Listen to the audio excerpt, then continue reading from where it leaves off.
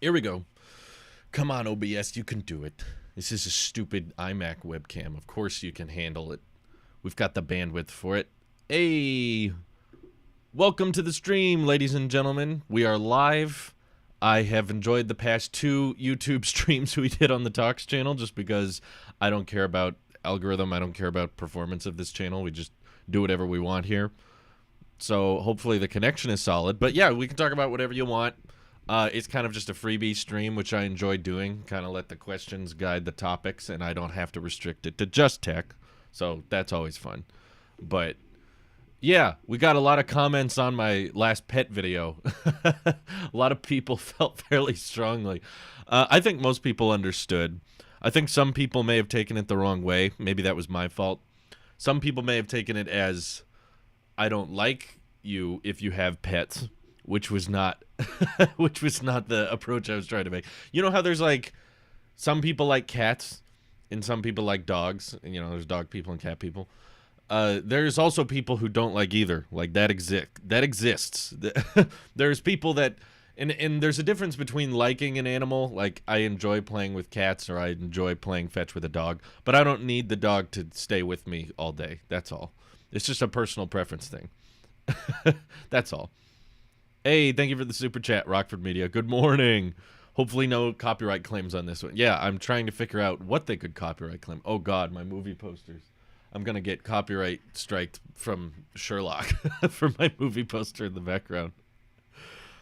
What are your thoughts on the Spot robot? Yeah, that thing looks cool. I don't know of that many uses for it. I also heard you can buy one for the low price of $75,000.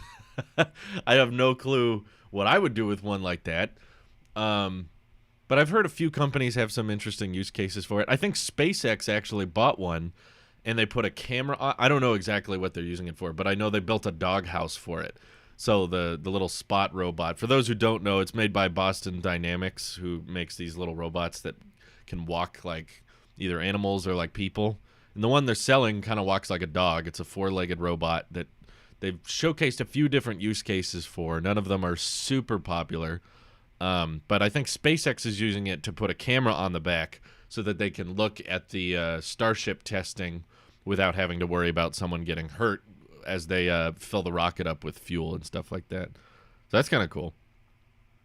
Drew, looking back, did you ever think you'd make it this far 2 to 3 years ago? Yeah, I thought I'd make it further, to be completely honest. No, like, from the very, very beginning of YouTube days, I wanted it to be full-time. I would be lying if I told you when I started YouTube I just wanted it to be a fun little hobby, and I never thought it would turn into anything.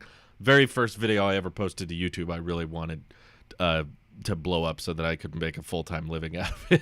But it took a lot longer than that. But I'm happy where I am. I'm very much happy where I am today, thanks to you guys. Another super chat. Fan of Raspberry Pi. They're fun. Try using them. I just don't have a use. I don't know what I would do with one. I already have too many computers. I don't know what to do with a lot of computers I already have. Are you buying a new Mac anytime soon? I don't think so. I, for a while, was planning on buying a 16-inch MacBook Pro, and then when I heard about the updated iMac, I thought I might get that. But now I'm hearing that Apple's moving very, very quickly on their transition to Apple Silicon. And once I saw that, I was like, well, now it feels like a bad time to buy an Intel Mac, and my iMac Pro isn't that old. It's not slowing down. I just thought, to stay up to date, I would get another Mac, and it's fine. So I'm just going to wait until they bring Apple Silicon probably to the iMac or something like that. Favorite YouTuber? I don't have to say besides me or Randy. This is including me and Randy. Red Letter Media has not changed for the past 6 to 7 years. Red Letter Media is still my favorite YouTube channel by far. Yes, I'll get the new iPhones. Duh. Are more skits coming to the Tailosive channel soon? Yeah, I wanted to keep going with the Tailosive show. We actually had a lot of plans, and we even had some basic scripts laid out to keep going with that Tailosive show. Our goal was to hit 10 episodes and call it a season.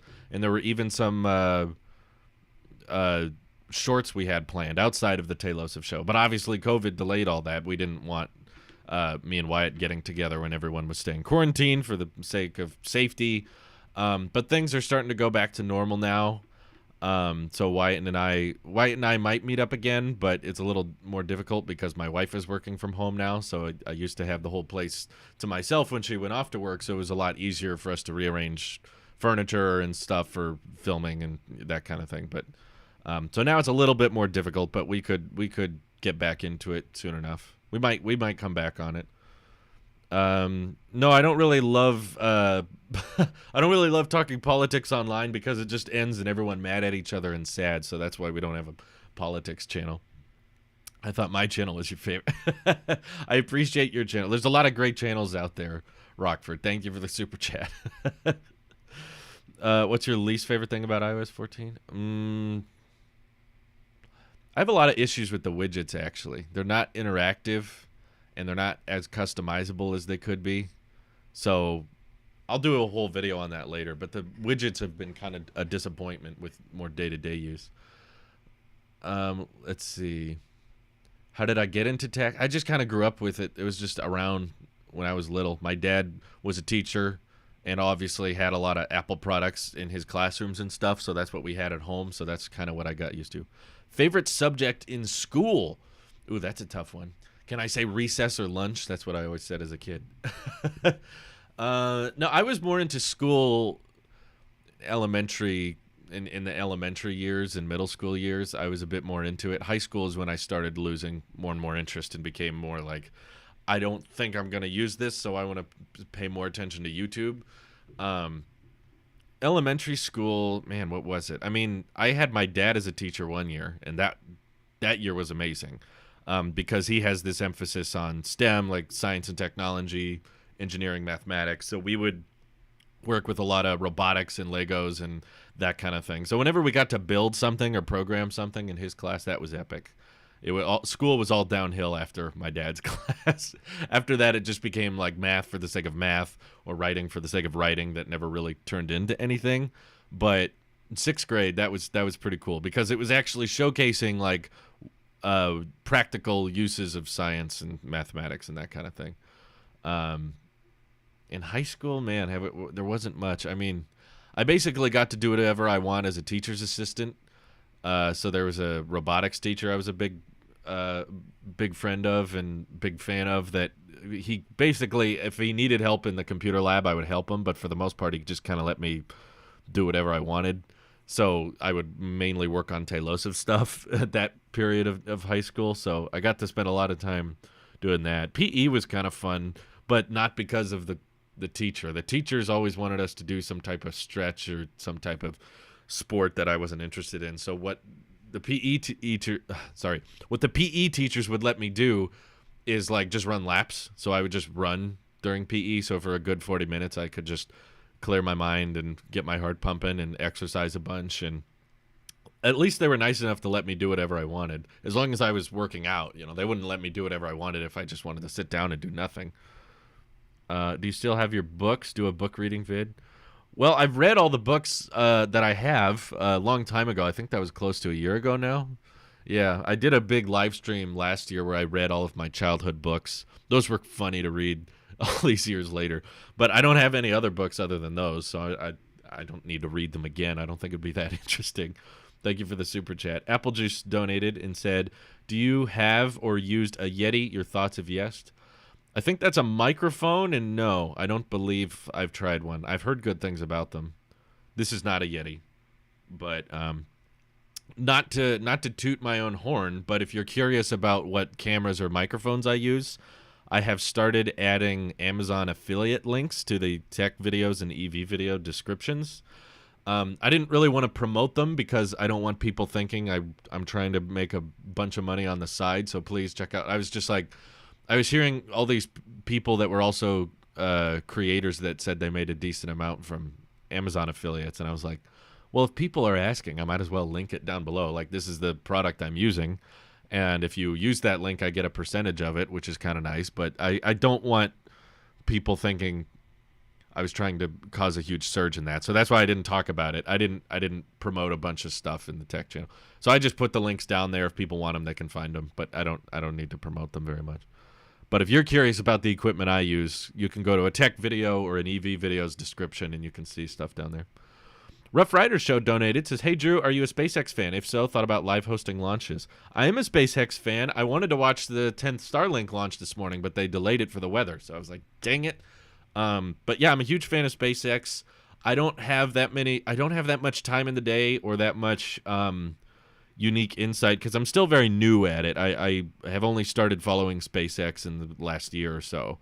So I'm not like, I don't think I could provide video content that would be very interesting to people. So that's why I don't really have much plans for Talos of Space or anything like that. As cool as that would be, I got to kind of pick my battles with which content I decide to make in the day. So right now it's primarily tech and EV and talks or occasional movie reviews or occasional gaming or something like that. So I don't really think I should start more channels or more content because I'm kind of maxed out with what I'm able to produce at this current place. But yeah, I'm a really big fan of SpaceX and what they're doing. I can't wait to try Starlink. Basically, as soon as Starlink is available in my area, I'm signing up for it. And I love watching all the updates of Starship. I watch Starship updates every single day. There's so many channels that provide Starship updates that I have no clue what I could add that would be any different from them. So I don't see the point in making my own content. Sometimes I think sometimes you can just be a fan of something. Rockford donated again, hit 270 subs this morning. I'm happy. Also, what happened to Hello World? Well, what happened was, back in the early days, I decided I wanted to have like a bunch of different subsections of shows on. Yeah, they're testing SN5 right now. I'm excited. I had a bunch of different sub shows on Talos of Talk, so I was like, okay, Hello World can be like the big topics I dive into, and I edit them like a tech video, but it's not about tech. And then the vlogs are when I'm like going out and doing something and showcase like my daily lives and that kind of thing. But what happened was, as I got older and as I became more of a full-time YouTuber, and especially now with quarantine and stuff, there wasn't that much vlogging to do because I kind of had a very consistent, well, yeah, congratulations on hitting 270 subs, by the way. But I didn't have, like before, I could vlog myself going to school or I could vlog myself going to work because I wasn't a full-time YouTuber.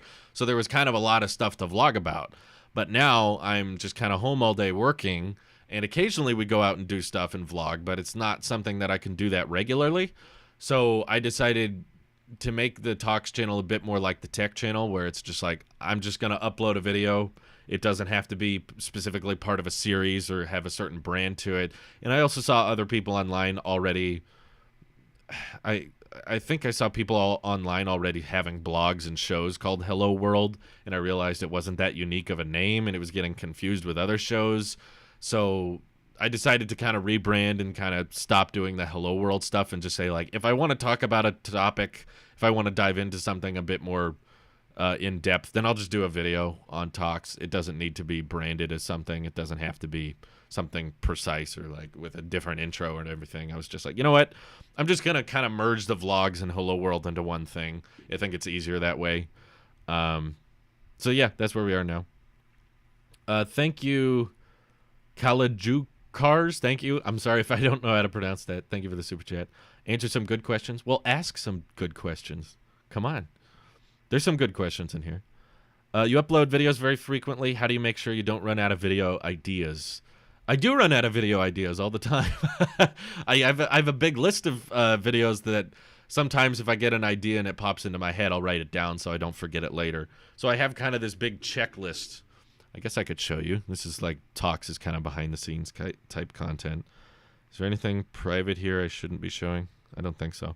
But yeah, basically I have a note in my phone called current video ideas that I write down and make a big list of things I'm thinking about. As you can see, there's a lot that are unchecked, and it's because sometimes I get a video idea, but I don't really know if it's worthy of making a video, but I write it down anyway just to see if in time, if the story changes, if something comes up, maybe I'll make that. And sometimes I'm like, I could make that one today, but I don't think I have enough subjects to talk about, so I have some for EV, I have some for tech, I have some for vlogs and talks and that kind of thing. Finance tips are down there, movie reviews even. So I kind of keep a list of things like, if you're thinking about making a video for that channel, do this.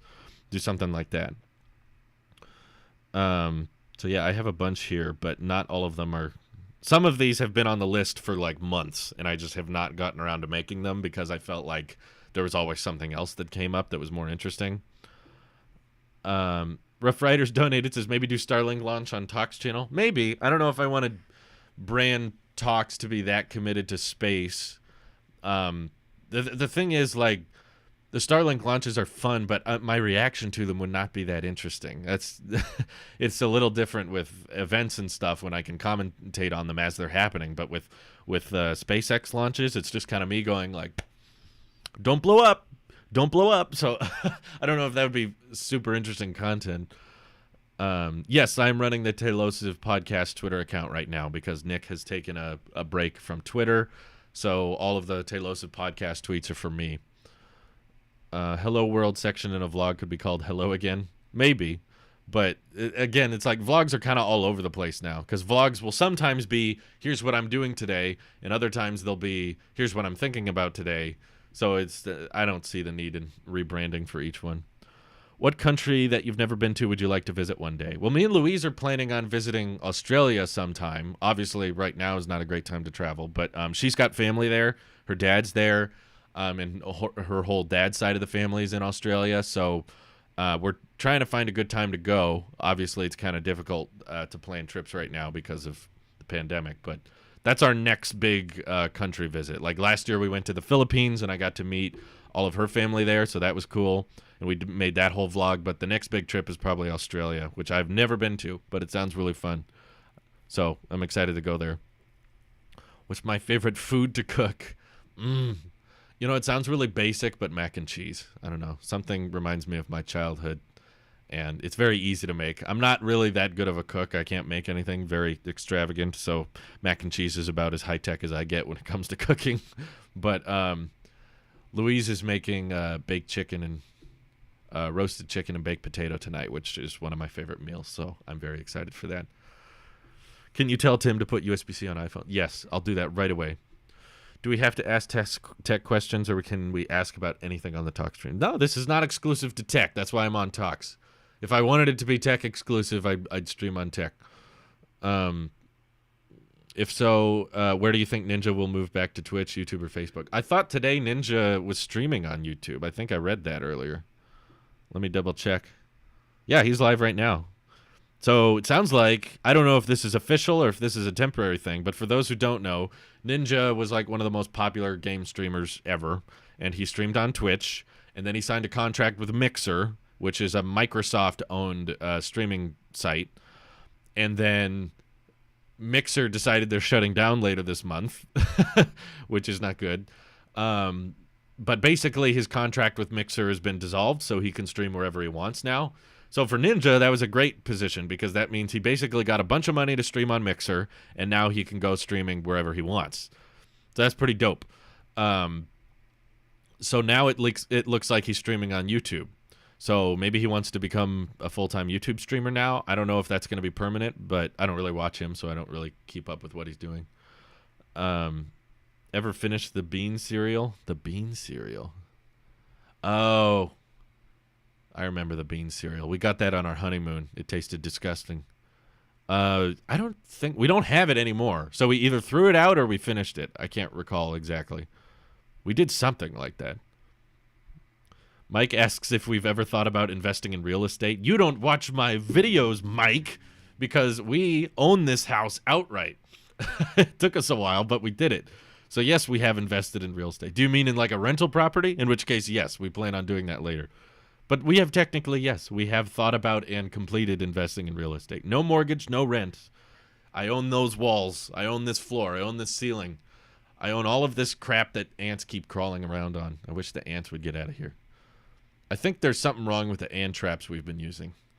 Because the ant traps that we've been using are supposed to like attract them so that they eat it, and it has poison in it, and they bring it back, and then they kill everyone in the anthill, which is very morbid.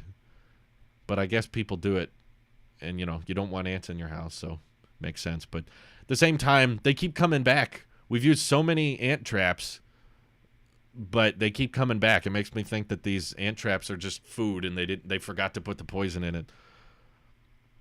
Is California really that expensive, or just near the coast / Silicon Valley? It is mainly expensive in the popular places. San Diego, LA, the Bay Area is the worst. I think the Bay Area is like the worst place, one of the worst places in the country, real estate wise.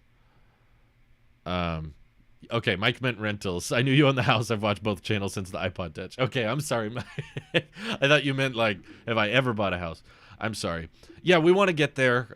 It's not a huge priority right now. Our next step with investments is investing in the stock market. So we're just kind of doing a lot of index funds and mutual funds right now. So that's our first move. We kind of want to wait to invest in rental properties until there's some kind of huge real estate crash, kind of like the one in '08. If the prices of houses take a big crash, go way down, and you're able to get houses real cheap, that would be probably when we plan on buying one. We'd probably pull out a bunch of money from the stock market, invest it in a rental property in the event that there was a big crash. But the market's pretty fine right now. It's not really that low. But yeah, California isn't.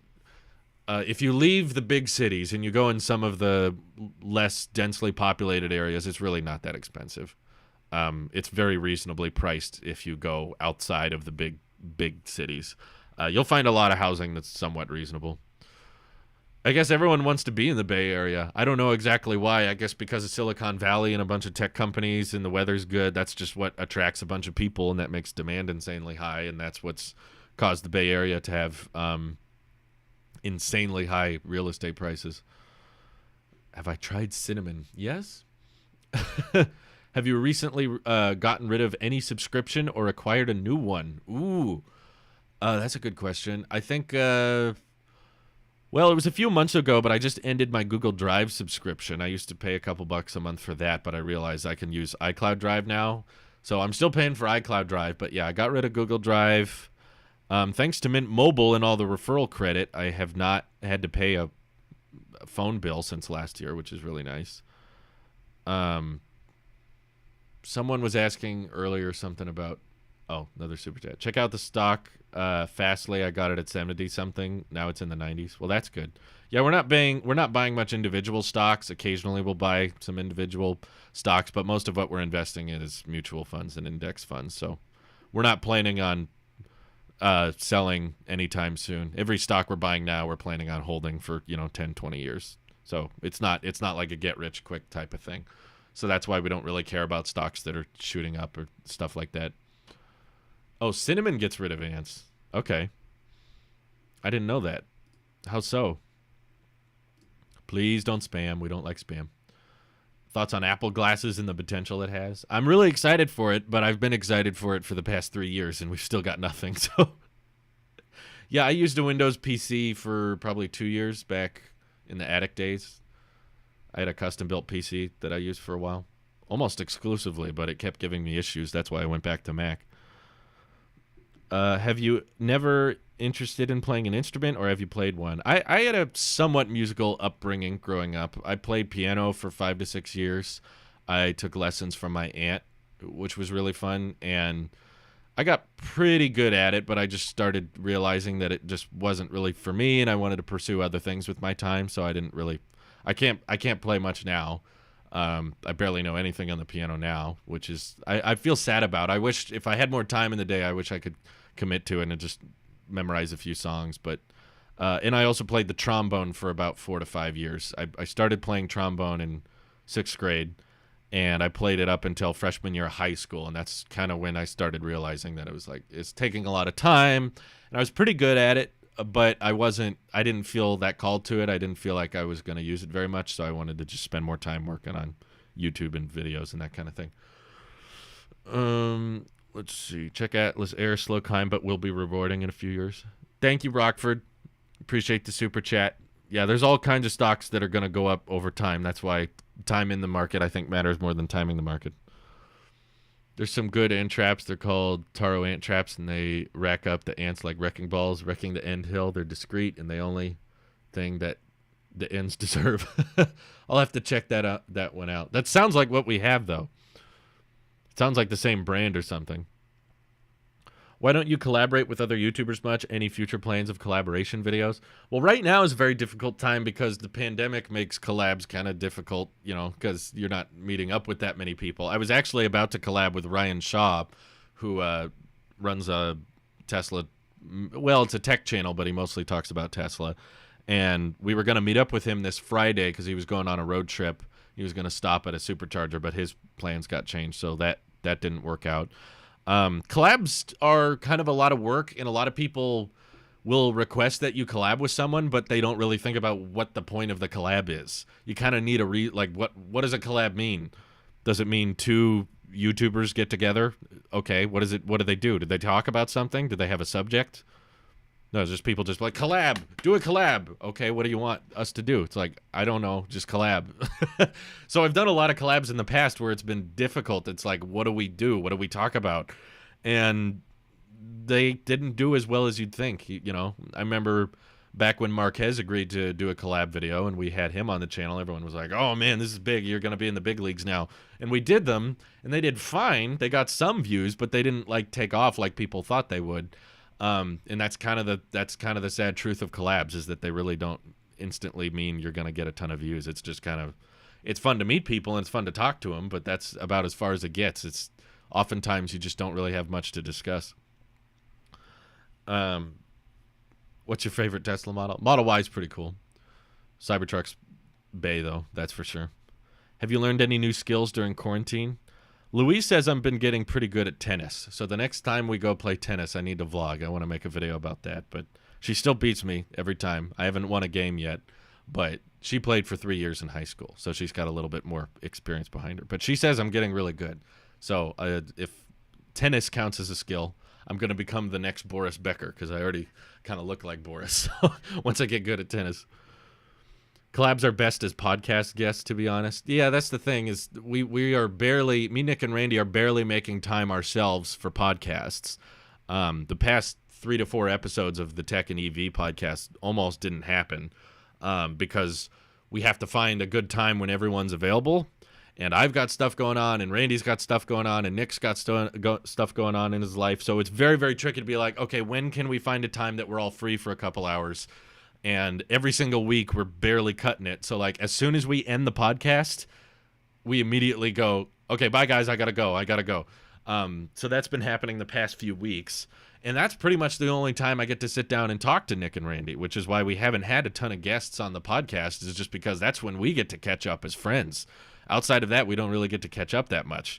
So that has resulted in, honestly, not that many chances or not that many opportunities to bring guests on the podcast, because that's kind of our time. That's when we get to catch up and chat. So Alex Ernst, thank you for the super chat. Hey, how are you doing? I'm good, thanks for asking. I can never unsee that you're looking like Boris Becker, but please handle your finances better.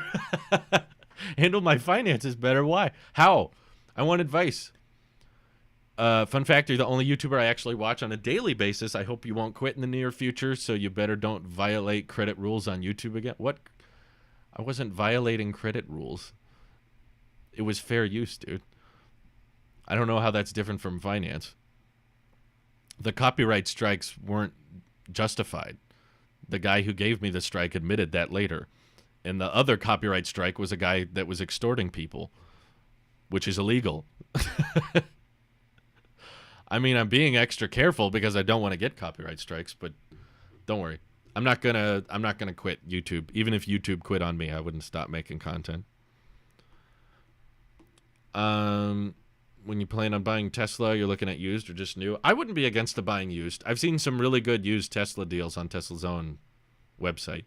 Oh, Boris literally went bankrupt. Oh, okay, gotcha. I gotcha. I thought you meant handle my finances better, like I've been doing it poorly in previous. I didn't realize. I don't know Boris Becker that well. I'm not caught up in tennis at all, other than just I play it with my wife occasionally. Have you tried out any other electric cars beside Teslas? I haven't, because none of them have caught my eye. None of them have showcased something that looks interesting enough for me to try them out. Because all other electric cars I've looked at have had more dated interiors, less autonomy features, and worse range and higher prices. So There's really been nothing from the competition that has caught my eye. I mean, I've heard of other electric vehicles, but none of them have the same interest I have in Teslas, I guess. But the used ones on Tesla's website look pretty good. Like, you could get a long range Model 3 for like around $43,000. Yeah, the reason I know who Boris Becker is because everyone kept commenting on my videos in the early days. They were like, hey, you look like Boris Becker, and I didn't know who that was. I was like, oh, it's some tennis player. And now, unironically, I'm playing tennis, so I'll be the next one. Thanks for the super chat. Oh, yeah, no charger network. Barrel King says, hey, Drew, hope you and Luis are doing great. Keep up the awesome work, and we're looking forward to more vlogs soon. Thank you. Thank you for tuning in. Yeah, we've got some more vlogs in the pipeline we're working on, so we'll keep it up. What are a few of your favorite foods? I think by far, burger and fries. I've never been able to top that. I can't find another meal I like more than burgers and fries. It used to be burgers and fries and a soda, but I've cut out soda now, so we don't have soda anymore. But that's okay because we can still have other drinks I like. So we've gotten Sunny D a lot recently. I like Sunny D. Drew does look like Boris Becker. I know. Thank you, Chris Norton. He said have some cash. Chris, once again, being overly generous. Still waiting on that refund button, YouTube. How can I refund Chris? Chris has donated way, way, way too much. It's not okay. Keep up the amazing work. I've been watching you since the Attic days, and you came really far. Keep up the amazing work, man. Thank you. I'll keep it up. We've got a tech video dropping in about 30 minutes, so stay tuned for that. You should make a Talos of Space YouTube channel and talk about SpaceX, NASA, and Blue Origin and team up with Everyday Astronaut. So I hate to unofficially confirm this, but there is a Talos of Space channel that was run by Nick for a while, and he just doesn't really have the time to produce content for it regularly, and neither do I. So I would love to. It's just a time thing. You know, there's all kinds of channels and videos I would love to make in the future. It's just there's only so much time in the day I can spend working. And right now, I'm just trying to prioritize and keep tech and EV active because the CPMs on EV are pretty good. In tech is obviously, that's the biggest channel. That's the one most people are watching, so that deserves the most attention. And both of those channels are doing pretty well. So that's where my focus is going to be. And I enjoy doing talks videos because we can talk about other stuff like this. And I like kind of having a wild card channel where we can just kind of dive into other subjects. So believe me, there's all kinds of other Talos of channels I would love to make. It's just a limit by time. Scotty Kilmer said don't buy one because they lose value too fast, and that he had a customer that lost like $40,000 after 10,000 miles. How? On a Model 3? Because I haven't seen that been the case at all. If there was a way you could lose $40,000 on a Model 3 after 10,000 miles, I would be buying that car. I haven't found that. I keep looking for used Model 3s, and they're all still well over 30 grand. Even the standard range ones don't lose their value that much. Well, a Model S is different. Of course the Model S value sank. Model S value tanked like hard because the Model 3 came out. Model 3 is not the same case at all. Of course the Model S value went down because everyone wanted the Model 3 after it came out. Alex super chatted once again. When will you buy a Tesla? See, so many people keep asking me that. You know what I've discovered? I did a video now with the hands-on Model Y, and the performance of that video was very average. It did about as well as most other videos on that channel. It didn't shoot up. It didn't do substantially well, despite that being the first video on that channel that's actually me using a Model Y in person and driving one around and showing B-roll of it and stuff like that. It didn't perform any differently than all the other videos on that channel. It performed pretty normal. In fact, the Cybertruck and Tesla Semi videos did a lot better than the Model Y impressions video. So the way I've taken that is that you can get just as much views, if not more, just by talking about Tesla than you can with one. So there's not like a huge need or a huge difference in content if you have a Tesla or don't have a Tesla. And again, I work from home. My wife works from home. We're driving less than 10 miles a day right now on average. A lot of days we don't drive at all. But if we took all the driving miles we've been doing per month and found the average, we're driving less than 10 miles a day. So spending $40,000 on a car is just not really necessary right now. If we do get a Tesla, it's basically just a giant big tech toy. That's really all it is. It's really fun. I enjoy them. but I haven't. I don't have a real dire need for one. I've never been to Canada, no. So I can't tell you when we're getting one, other than if we do get one, it'll be because we found a decent deal and because we had the disposable income for it and we could buy it outright. We're not doing a lease. We're not doing a loan. So yeah, we obviously it's my dream car, so I would love one, but there's better financial choices to be making right now. So that's where our money's going. Have you ever thought of opening a channel about finances like Talos of Stonks?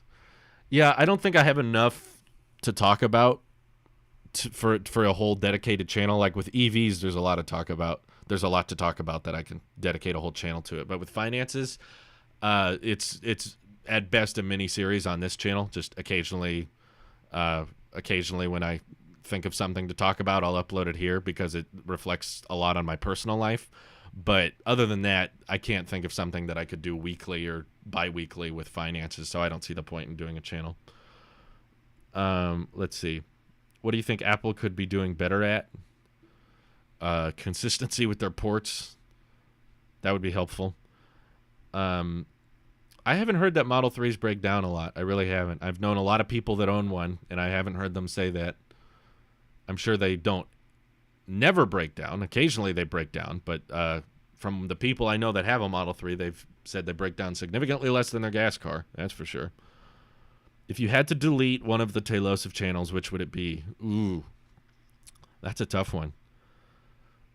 Man, if I had to delete one, which is the least active one? Probably that one. Maybe food.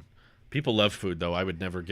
People would never let it down if I got rid of food because it's kind of a joke channel.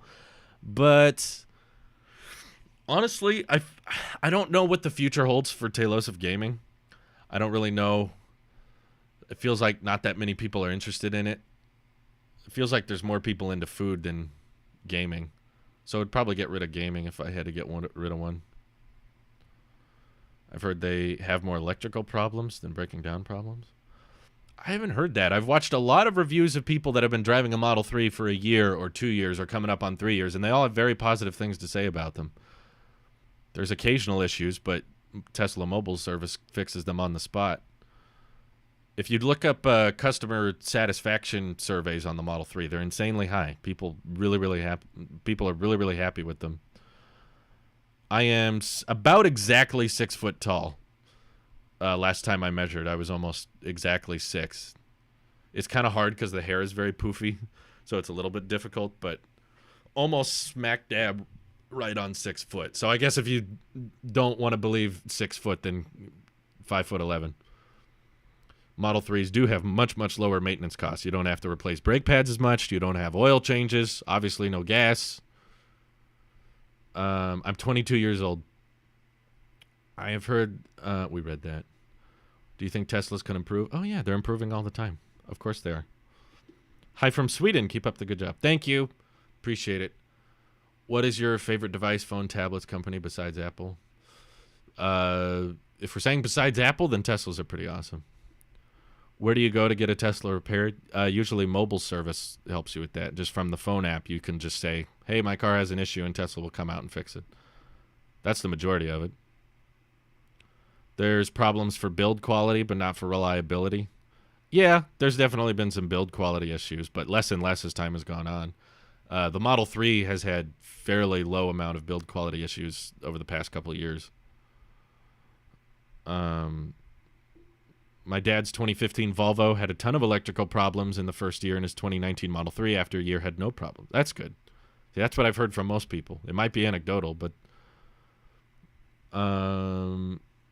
what is your favorite TV show of all time? Probably something like, it's different for different genres. Like my favorite comedy would probably be The Office. My favorite drama would probably be like Breaking Bad or Better Call Saul or something like that.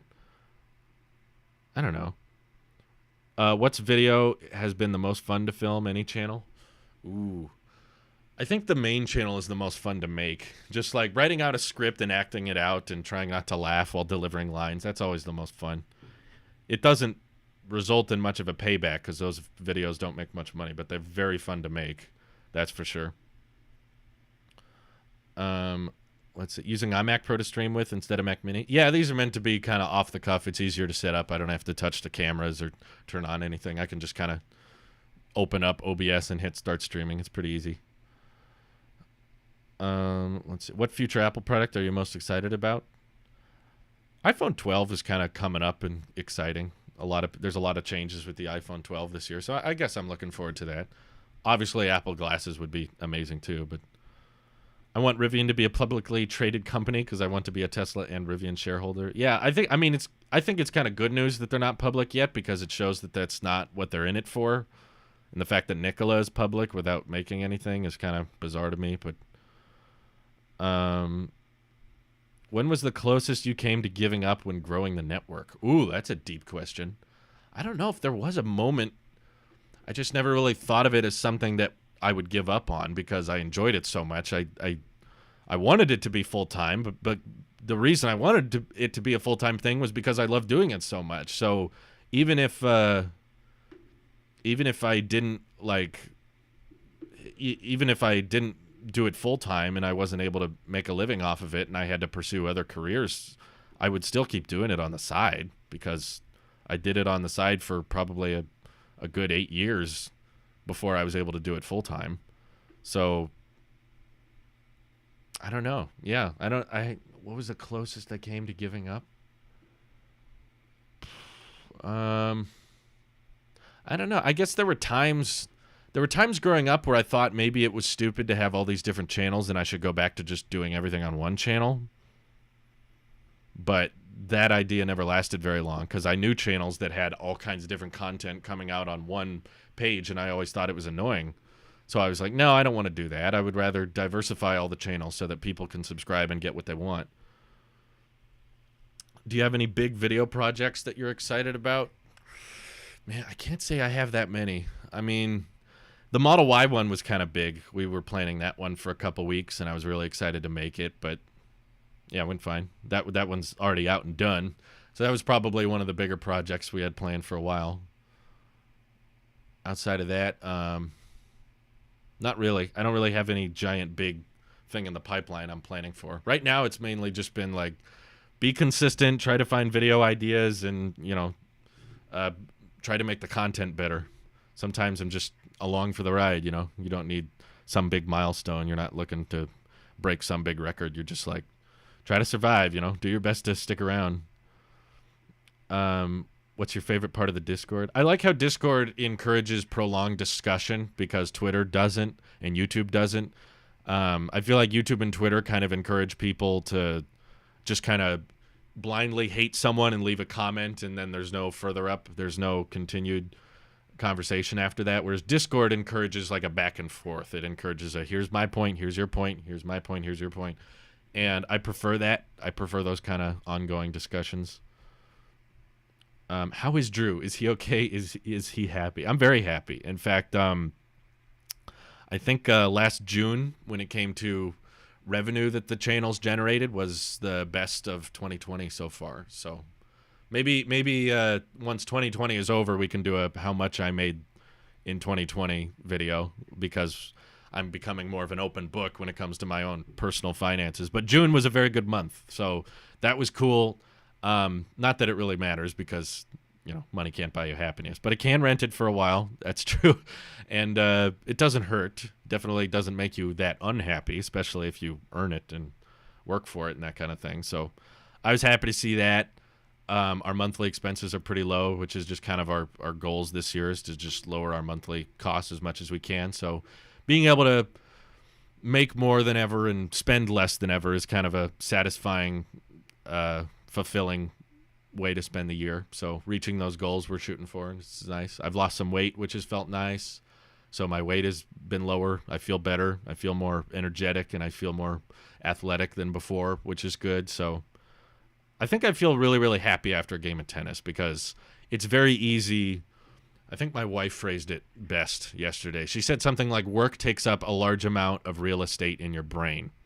And she's right, and it's a blessing and a curse. I know I've talked about it a lot, but the difficult part of coming up with video ideas and making a tech video and an EV video every single day is that your brain is constantly thinking about new video topics and new subjects, and it's oftentimes very difficult to get that to turn off, especially when you're trying to sleep or you're trying to talk about something outside of work and you're just trying to have a good time with your wife and you're trying to not think about the next iPhone. You're not thinking about the Tesla. You're not thinking about autopilot. You're not thinking about all these things. That's really, really, really difficult. So it's helpful for YouTube, but it's hurtful for personal life. And tennis has just been a really fun way to drop all that and kind of leave it all at the house. And when we get away from the house and we just get to play, it just kind of drops all other responsibilities. You're not thinking about finance. You're not thinking about life. You're just thinking about right here, right now. I want to get that ball over the net and I want to get it inside the court. And it's just kind of a good, in a way, like a palate cleanse, you know? It's really helpful. It's very helpful for the brain to just kind of, let me think about something else for a while. And I've experienced that as well a lot with my dad when we would go mountain bike riding together. So I really enjoyed mountain bike riding with him, and it helps us get out of the house and get out of work and just kind of think about something else for a while. And it's healthy and it's free, and, you know, it's just something about, I think that's been biologically proven. I remember reading a report about that somewhere, but it said something like exercise legitimately like releases chemicals in your brain that make you happy. Like it literally improves your attitude. It doesn't sound right, but it works. Like exercise genuinely makes you happy. I don't know if it always makes you happy, but if you're in a null or you're in a low point. Yeah, I enjoy aviation. I was big into aircrafts growing up and that kind of thing. Scott asked a really deep question that I was afraid someone would ask because I really don't know. He says, where do you see the Tailosive Network in 10 years, and where do you see yourself in 10 years? Oof, that's tough because the Tailosive Network was barely a thing 10 years ago. No, it wasn't even a network. Tailosive was a thing 10 years ago, but it was not a network of channels. It was just one channel making little comedy skits and movies and that kind of thing. Back in 2010, I think that's when the channel started. The original Tailosive channel. It wasn't a network, but it was a channel. And another 10 years? Oh, my God. Probably a lot more of the same. I imagine there's going to be a lot more tech videos, a lot more EV videos. 10 years from now, man, it's so impossible to know. I have a lot of financial goals I'm hoping to reach in the next 10 years. Me and my wife are hoping to be financially independent in less than 10 years, as in our passive income covers our monthly expenses, whether it's from rentals or from the stock market, investing in that and the income it generates and dividends and that kind of thing. We're pretty sure we can do it in like 6 to 7 years just by investing enough and generating enough passive income, which would mean YouTube could explode and nothing would happen. You know, I'd be making enough that it wouldn't matter. I would just keep making content like that. So with that amount of time, I don't know. My hope is kind of that we'd be able to expand the network a bit more how I wanted to expand it originally, but realized I was limiting myself, like hiring people. I hired people too soon. I'll admit that. I was hiring people before I really needed to, because as I've discovered with my own workflow and how fast I'm able to edit content, I can edit things myself and still produce a decent amount of content. But with passive income covering our monthly expenses, I think we'd be in a much better financial position to offer a more decent salary. Because, I mean, I never actively sought out people to work for me. What happened was people just kept coming to me saying, can I work for you? Can I work for you? And I was like, well, I'm not making a crazy amount, so this is what I can pay you. And they'd be like, okay, that's fine. We've gone through all kinds of editors throughout the years. But what I realized was I don't think I want to have someone else edit for me until I can confirm how much I can pay and make it like a decent living, instead of just what was left. Because when I was paying people to edit videos, it was a fairly large, substantial chunk of what the channels were generating, and I was just kind of living paycheck to paycheck. And I think it was wrong of me to just be like, you know what, I'll be fine. Instead, what I should have been doing is saving that money, editing videos myself, so that eventually I can offer a decent salary instead of just whatever was left of the YouTube revenue that month. So, yeah, there's all kinds of people in the past of Taylosive that have come and gone. Just people that you fall out of touch with or have differences with, and they don't want to keep talking to you and that kind of thing. It's happened all kinds of times. But I think if I ever wanted to hire an editor again, I would want to make sure it's like definitely more official. Like we have everything written in writing. There's contracts, there's paperwork, and there's a fixed salary that they know exactly what they're getting into.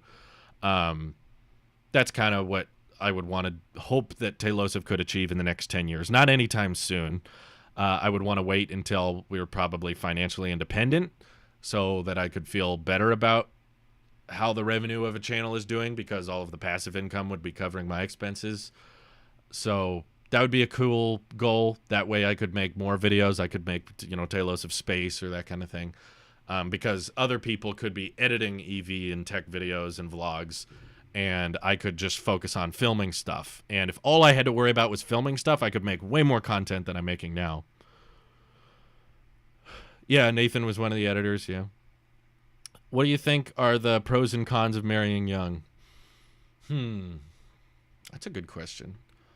I think some of the pros is you get ahead on life, because a lot of people were concerned or confused when they found out how old I was when I got married. They were like, really? You're 20 years old and you're already getting married? But I think I kind of could justify it a little bit better because I was in a different stage in life than most people are at 20. I feel like at 20 years old, most people aren't really in the middle of their career. And I felt like with YouTube blowing up and this kind of becoming, I'd been doing YouTube full time for over a year at the time that I proposed to Louise. And it kind of felt like this is going to be my career now. This is going to be my full-time job for probably the foreseeable future, because it looked like it was just growing and growing. So at that point I was like, okay, I found a job I like. I'm going to keep at it. I'm making a decent living. I wasn't spending very smartly, but I was making a decent amount. And at that point it was like, okay, what am I waiting for? Am I waiting for something in life to just pop? Am I waiting for am I waiting for some life circumstances to change? And she was working. She wasn't at school. She wasn't pursuing a college degree or something. She was just working and I was working. So we were like, what's the holdup? Why bother? And because of that, once we got married, we realized, man, this is nice, because now, we get to stay together. We don't have to worry about, meeting up for dates and that kind of thing. We can merge our finances together and work towards financial goals together and move towards certain financial goals and that kind of thing at the same time. So when we did that, it was like, man, if we would have started this sooner, it would have been so much better. We could have been so much further ahead with our investments and stuff, like, buying the house and investing in retirement accounts and that kind of thing.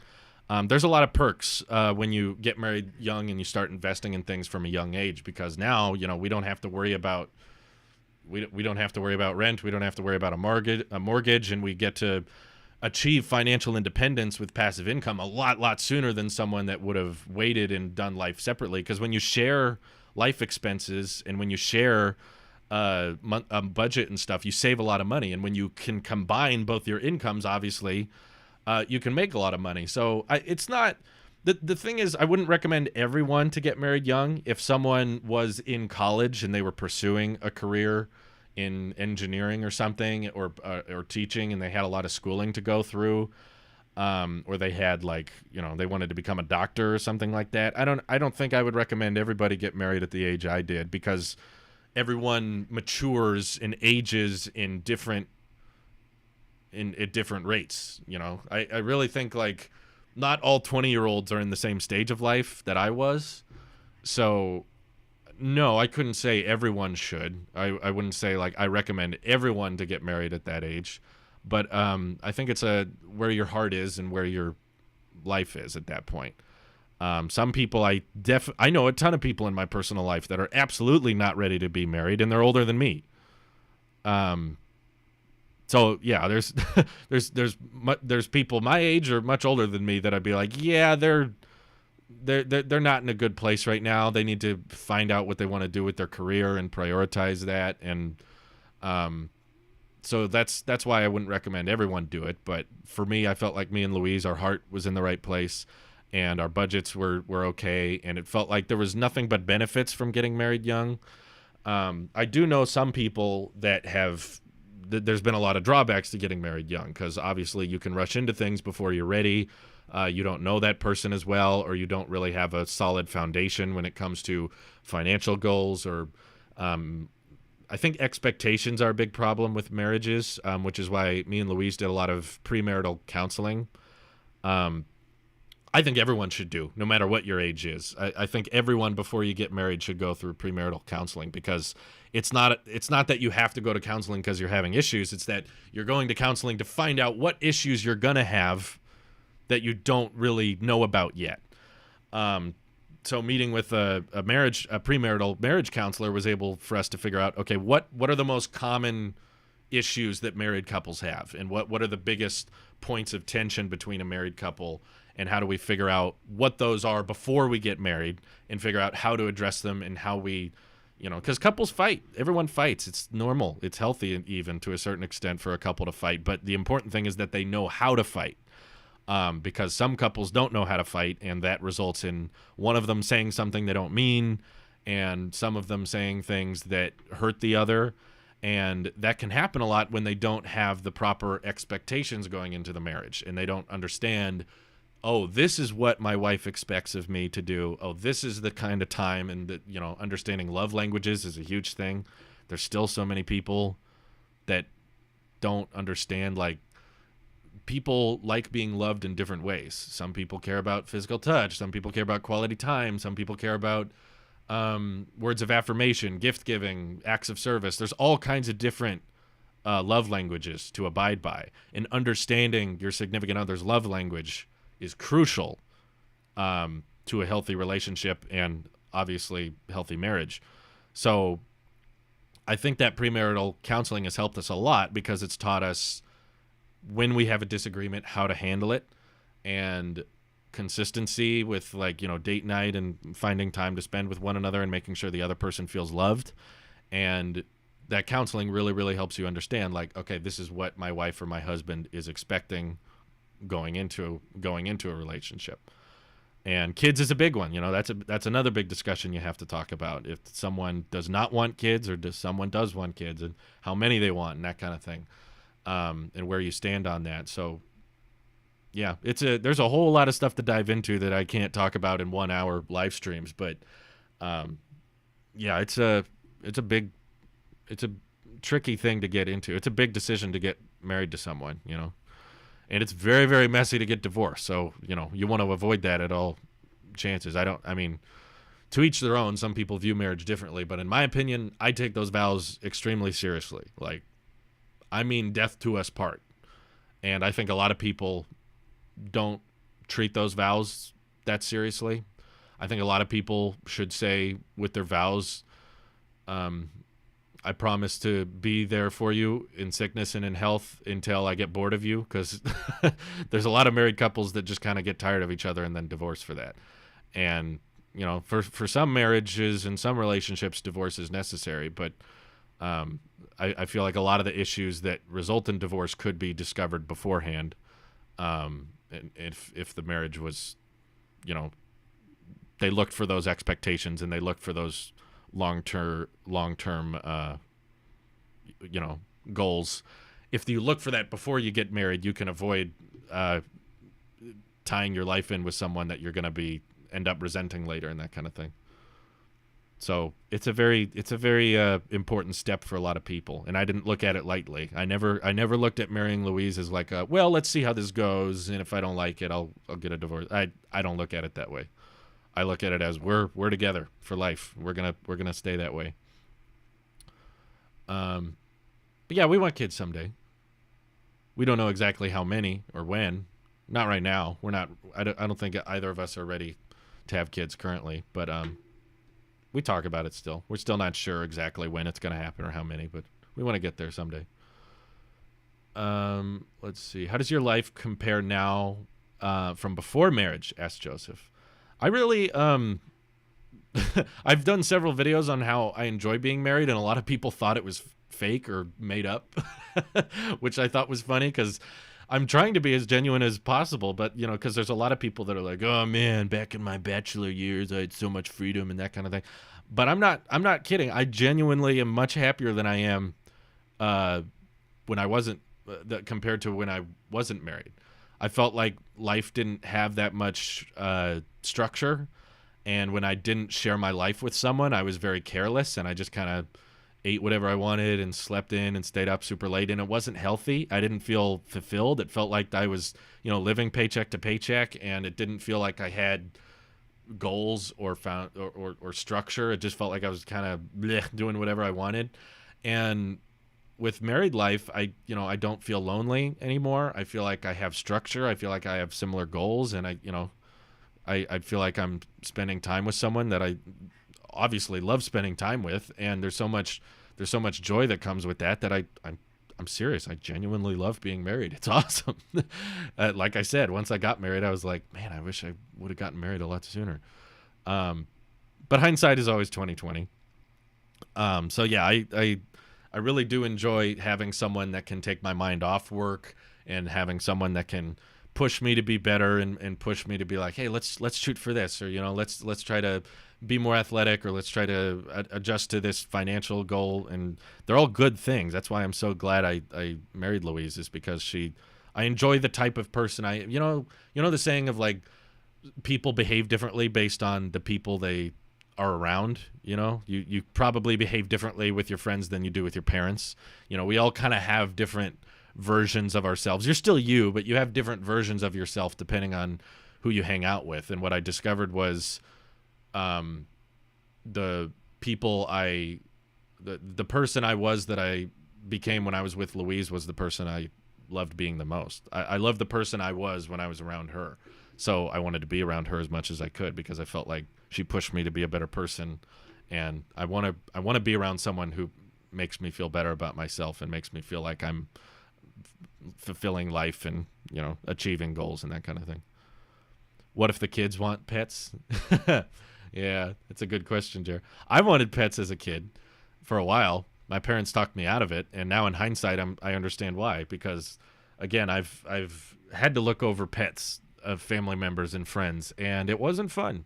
There's some people that love being with dogs and love spending time with dogs all day, and I'm okay with it in short bursts. I'm okay spending a little bit of time with dogs, but having had to watch them for days and weeks, it was, oh my God, it got so exhausting, it got so tiring. It didn't, that energy and that happiness that pets provide, only for me at least, only lasts a certain amount of time. For others, it's endless, and I get that, and I'm totally understanding, and I completely support you if you love your dog and you want to continue to have dogs forever. That's great.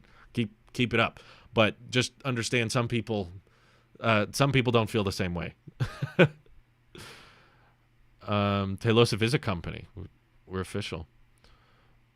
Let's see. When is the next Tailosive food video? We need some air review. Yeah, we should do another air review. That'd be good. If you had the money and it ever came out, would you buy the Apple car? I don't know. Tesla seems pretty solid, and I can't imagine Apple making a better electric car than Tesla. So, what is the process you use when making a video? Do you type a full script?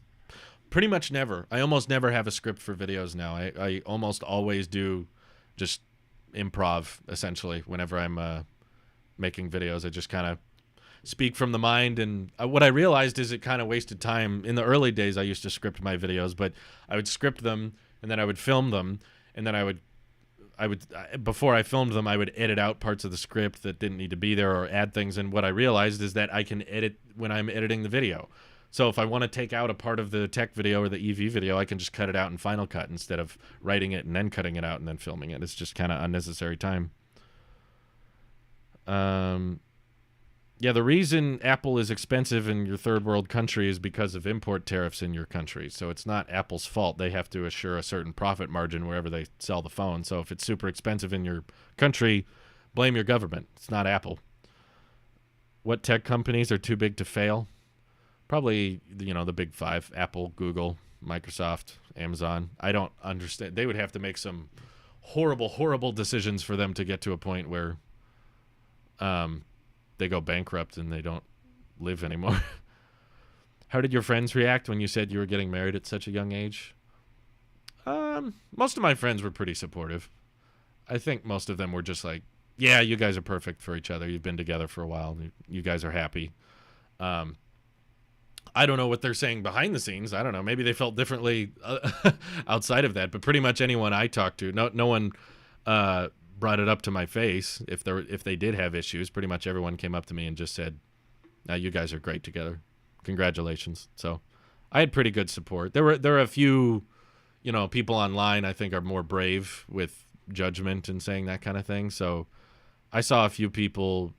I think I was engaged when I visited John Morrison in his office, and I spent some time with some of the people at TLD, and some of them were like, really, you're getting married that young? They weren't like mean about it. They were just kind of surprised. They were kind of like, really, you're getting that young? You're getting married that young, huh? And I was like, yeah, it's just, I feel like I'm in the middle of my career now, and I kind of have some stability, and I know where my life is going, so we're happy, and I can't see myself being any happier with anybody else. So yeah, most people are pretty supportive about it. No, TLD basically ghosted me. I texted him a few times. He just stopped talking to me. For a while he said he was going to come visit me, but then he said he had to cancel because of the iPhone season was coming up, and I was like, yeah, that's fine, whenever, some other time then.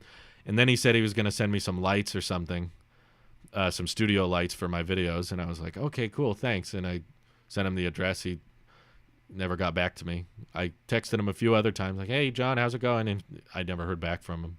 So, it happens. I've noticed that happens in the YouTube community quite a bit, and I apologize to anyone out there if I've done the same thing to you. I hope I haven't. I'm trying my best to keep up with people. There's a lot of people that reach out and try to contact you, and it's hard for YouTubers to keep up with everybody who's trying to talk to them at the same time, but I do my best. But yeah, I just kind of lost I kind of lost contact with him. So yeah, I don't know. If he wants to send me a light, he should hit me up on Twitter. But it happens. I'm not upset about it. Let's see. Have you ever thought about being a leaker? I do not want to be a leaker. It sounds stressful and annoying. It sounds like it's far more fun to speculate, in my opinion. It's also more sustainable, because if you get a bunch of clicks and you get a bunch of views from becoming a leaker, now people are just watching your videos because they want to know what's going to come out. They're not watching you for you. They're watching you for the guy you talk to. Whereas I didn't ghost you on the Yeti cup, though. I gave you an answer. I don't know what that is. The cup Yeti, I don't have that. I don't know what that is. I don't know what else you want me to say about a product I don't know. You're just kidding, I know. But no, I think being a leaker, you have to be stressed out about, like, oh, am I going to be right or not? Is my source accurate? And now I got to put up with fake sources and people contacting me that don't know what they're talking about, and figuring out who's right and who's wrong. It just sounds really stressful. To the point that speculation is more fun to me, because you can just say, like, I think this will happen. What do you think will happen? Instead of just, this will happen, believe me, or you are wrong. Like, it just feels kind of ego boosting to just so many leakers fight on Twitter when it's just like, no, I'm right. No, I'm right. No, I'm right. It's like, it's more fun to just be like, I think this could happen. Maybe. Let's find out. It's more sustainable that way, because you can just talk about what you want to happen and what you think will happen, and you can't be wrong about that. You can't get a bunch of people saying, hey, you were wrong about that leak you provided earlier, and you said you were going to be right about that. But if I'm just speculating what's going to happen, yeah, it's a prediction, of course it can be wrong. It's like, this is what I think will happen. No, Drew, that didn't happen. Oh, okay, cool. It's no harm, no foul. You only keep me on the scene. I'm just okay. Thank you for the donation. No, I'm right, Drew. Duh. I just watched a few of your skits on Tailosive, and they are really good. Even your old ones when you were young. Great job and hilarious. Thank you. I'm glad you guys like those. I wish I could make more of them. it's kind of crowded at the Taylosif house right now because Louise is working and I'm working here. So it's, and we're quarantining a lot. We're trying to keep our meetups as minimal as possible. Though I did see Wyatt fairly recently. We both wore masks. We kept our distance from each other, but I let Wyatt have the Predator monitor I used to have on my desk, which is good for NVIDIA. Even with leakers, your videos will still age horribly. Yeah, but I can blame leakers for that. It's not the end of the world if you make a prediction that ends up not being true, because it doesn't take away from the idea that you can still make predictions. But if you tell people, no, I have sources and I'm going to leak this information and I'm correct, and you end up being incorrect, then people just feel like, why bother watching you? Because you're just talking about, what you think will happen. So what's the problem? Drew loves what he does, so it's fun for him. Yes. This doesn't feel like work, but it is. Let's see. I can't decide to stay here or go watch the new release video. I'll be wrapping up. I'm going to end this stream here pretty quickly. Will the Apple Watch S6 be worth the money? Worth is subjective. I don't know. If you're coming from a Series 3 or older, probably. If you're coming from a Series 4, probably not. So, I don't know. If you can afford it comfortably, maybe. But I could comfortably afford the Series 5, and I still didn't keep it because I just didn't feel like it was that worth it of an upgrade.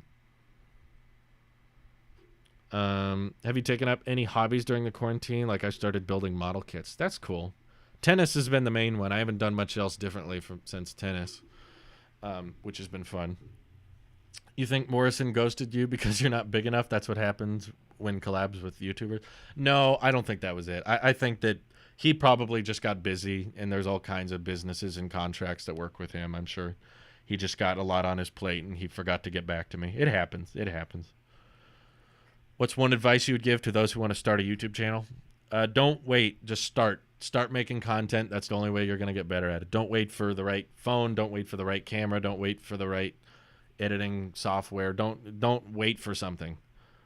Just start making stuff, because even if it's bad, even if it doesn't look good, just keep on producing content. That's the best way to get better at it. I noticed you no longer do crazy stunts for super chats. Yeah, I used to do funny stuff to get people to super chat, but that was back when I was like trying to get YouTube to become a full-time thing, and I was just getting off the ground. Now, we're in a much better place financially because like house is paid off, monthly expenses are really low, the YouTube channel's doing very well with views and watch time, so it's not that big a deal for you guys to donate. Literally none of you guys could donate. I'd be fine. But Chris Norton doesn't stop. He says he has a disability and he loves watching my stuff. Thank you, Chris. I appreciate the donations, but I hope you guys understand, like, it's not expected. It's definitely not, it's not required. I don't rely on donations. I appreciate them, but, it's not like a requirement of any kind. Any advice other than just start now? No, that's really it. I can't think of much else. Make what you want to see. Make videos you want to watch. See the content creators you like and figure out how you can apply what they've done to your content, Make it your own. The new video will still be there when the stream ends, yes. What about MKBHD? I emailed him a couple times if he wanted to come on our podcast, and I never heard back from him, but he's a very busy guy, so I'm not mad at him. I don't blame him for that, but anyway.